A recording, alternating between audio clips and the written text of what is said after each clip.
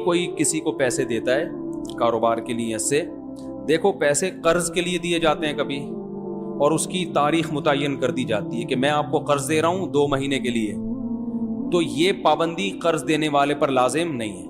2 مہینے کے لیے قرض دیا، اگلے دن آپ کی میٹر گھوم گیا، آپ نے کہا واپس، تو آپ کو حق حاصل ہے کیونکہ آپ کا پیسہ ہے، جب چاہیں آپ واپس مانگ سکتے ہیں۔ تو یہ 2 مہینے 4 مہینے محض ایک اخلاقی پابندی ہوگی، شرعاً اس کی ذمہ داری لازم نہیں ہے۔ جس کا پیسہ ہو اس کو ہر وقت اختیار ہے، اس نے کہا تھا 1 سال بعد لوں گا لیکن کل بھی واپس مانگ سکتا ہے۔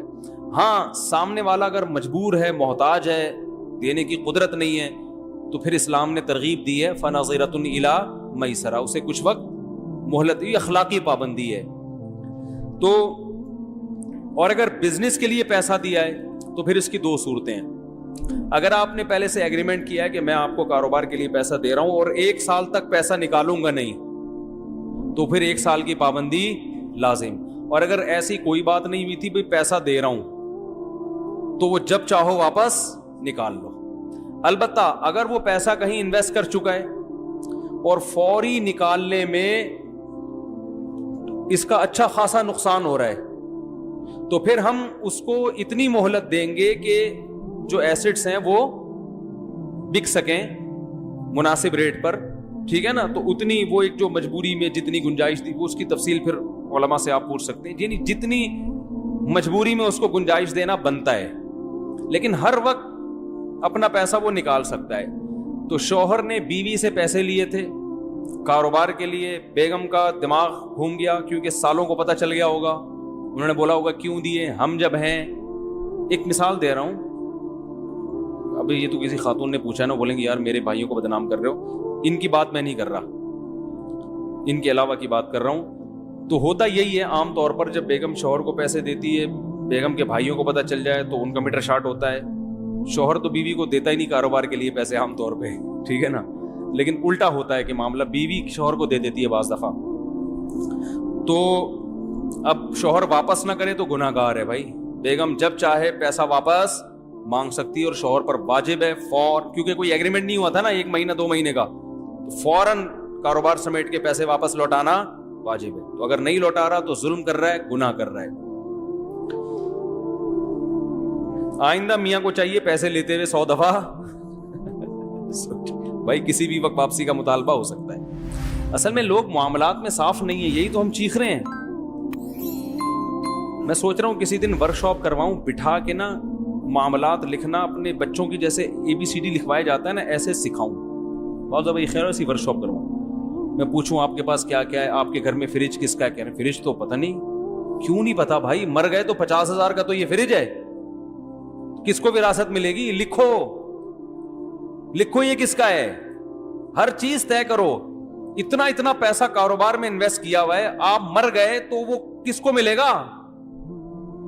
پتہ ہی نہیں بھائی کس کو ملے گا، کیا ملے گا، بس یہی کہ میں کیوں مروں، کس نے کہا میں مر رہا ہوں؟ ارے بھائی میں نے اچھے دیندار لوگوں میں تلواریں چلتی ہوئی دیکھی ہیں، لڑائی ہوتے ہوئے دیکھی ہے۔ اب تو میں یوٹیوب چینل والوں سے کہتا ہوں جو یوٹیوبرز ہیں، یہ لوگ بھی پیسہ کما رہے ہیں نا، تو جو چینل کا، جیسے میں نے بتایا نا جو میرا ایڈمن ہے یوٹیوب پہ، ان کو میں نے فون کیا، بھائی یہ چینل تو سارا آپ کے کنٹرول میں، پاسورڈ آپ کو معلوم ہے، تو مر گئے تو پاسورڈ تو قبر میں چلا جائے گا ٹھیک، تو بیانات کے لیے کیا دوسرا چینل بنائیں گے؟ تو میں نے کہا بھائی کون ہے آپ کے بعد نامزد؟ حالانکہ جوان لڑکے ہیں ماشاءاللہ، احمد طالب، اللہ ان کی عمر میں برکت دے، بڑا کام کیا انہوں نے، سارا چینل وہی چلا رہے ہیں بڑے اخلاص کے ساتھ۔ تو میں نے کہا مر گئے تو کون اس کو سنبھالے گا؟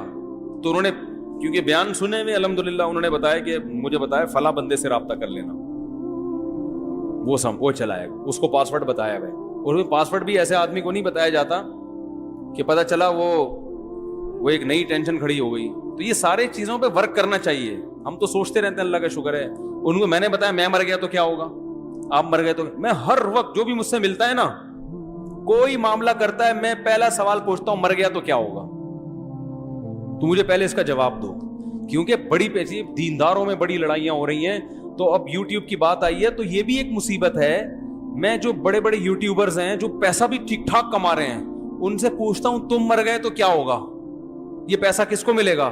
ان کے پاس اس سوال کا جواب نہیں ہوتا. خاص طور پہ جو دیندار لوگ ہیں نا, تو بھائی یہ کوئی ٹرسٹ میں دے دو یا کیا ہے, اس کے بعد کون چلائے گا, کون اس کا والی وارث ہے, کسی کے پاس اس سوال کا جواب نہیں ہوتا. خاندانی لڑائیاں ہو جائیں گی.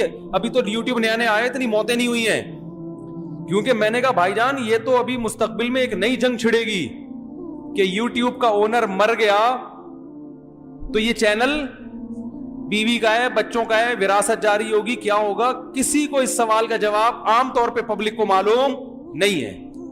اور پھٹے سامنے آنا شروع ہو گئے, کیسز آنا شروع ہو گئے. ہم نے تو پیش گوئی کی تھی, کیسز بھی سامنے آ گئے ہیں کہ جی فلاں کا انا للہ ہو گیا, ان کا چینل پہ لڑائیاں ہو رہی ہیں اب, کیونکہ مشہور چینل ہو گیا. فلاں کہہ رہے میں یہ اس ویڈیو کا اونر میں ہوں, وہ کہہ رہے یہ کاپی رائٹ کا حق وہ تو یوٹیوب نے دیا ہوا ہوتا ہے جس کو, لیکن شرعی طور پر کون ہے؟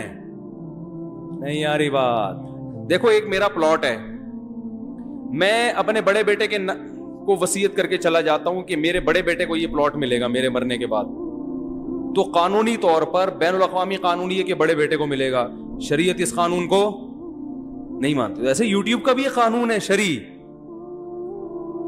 سمجھ میں نہیں آ رہی بات کہ آپ کے مرنے کے بعد یہ ہے کس کا؟ اگر ارننگ, کیونکہ بہت سے چینل تو مونیٹائز ہوئے ہوئے ہیں نا, جو لاکھوں روپے کما رہے ہیں, میں ان سے کہتا ہوں مر گئے تو یہ پیسہ کس کے پاس جائے گا؟ جس کو پاسورڈ معلوم ہے اس کے پاس جائے گا. نہیں یار یہ بات, تو یہ سب چیزیں پہلے حل کرنے کی ہوتی ہیں. دنیا سے دل نہ لگاؤ, معاملات کیا رکھو ایک نمبر, ہر وقت میں مر گیا تو بس. جس کو اس سوال کا جواب معلوم نہیں ہے مکھنچو ہے وہ, اس کو عجائب گھر میں وہ اپنے بعد والے لوگوں کو ایک لامتناہی جنگ میں ڈال کے جا رہا ہے. جب پلاٹ میں اوپر آپ کا مکان بنا ہوا ہے, منجلہ بیٹا اوپر ایک پورشن بنانا چاہتا ہے, جمعے میں بھی میں نے بہت ڈیٹیل میں بات کی ہے اس پہ. منجلہ بیٹا, کیونکہ منجلے کا اس لیے کہہ رہا ہوں, بڑا والا تو امریکہ جا چکا ہوتا ہے پڑھ لکھ کے, چھوٹا والا ابھی اسٹیبل نہیں, تو منجلے سارے مسئلے کھڑے کر رہے ہوتے ہیں. منجلے کیا کر رہے ہوتے ہیں, وہ نہ ادھر کے نہ ادھر کے ہوتے ہیں. تو وہ کہہ رہا ہے میں اوپر ابو اس پورشن کے اوپر کیا بناؤں گا, ایک گھر بناؤں. تو فوراً اس سے پوچھو کہ یہ آپ نے اس کے اوپر ایک گھر بنا لیا, نیچے والا تو ابا کا ہو گیا, فرض کرو ابا کا انتقال ہو گیا, پھر کیا ہوگا؟ کیونکہ نیچے والا پورشن تو وراثت میں کیا ہو جائے گا, مشترک. جب مشترک ہو گیا, ایک بھائی کا میٹر گھوما, اس نے بولا میں اسے بیچتا ہوں, مجھے میرا حصہ چاہیے. کیا خیال ہے بھائی جان؟ یا دو کا میٹر گھوم گیا, انہوں نے کہا ہم اسے بیچتے ہیں, ہمیں کیا چاہیے, حصہ. آپ نے اوپر والا اس لیے بنایا تھا کہ نیچے ابا اما رہتے ہیں, اجنبی کو نیچے آپ برداشت نہیں کرو گے, کیونکہ سیڑھیاں اپنے اندر سے ہی, کوئی انٹرنس الگ سے تو ہے نہیں. ان کسی بھی چیز کا جواب پبلک کے پاس بس بھیڑ چال چل رہا ہے, اوپر اس نے بنا دیا, اوپر اس نے بنا دیا, اوپر اس نے بنا دیا. پھر ہم کہہ رہے ہیں ہم سب کا بنا رہے ہیں, اوپر ہم سب کا بن رہا ہے, سب کا بن رہا ہے. اب دیکھو ایسے کیسز ہو رہے ہیں, ابا کا انتقال ہوا, ایک پورشن ہے, سب مشترک رہ رہے تھے, پیسہ ایک نے زیادہ لگایا ہے اس میں. پیسہ کس نے زیادہ لگایا؟ ایک نے. اس لیے کہ ابھی تو سب رہ رہے ہیں.